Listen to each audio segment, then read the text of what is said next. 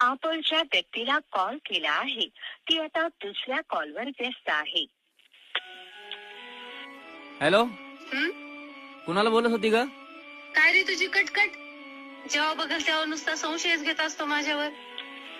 विश्वास नसेल ना तर आजपासून मला फोन करायचा नाही. जा बाळा, तुला आजपासून माझा त्रास नाही होणार.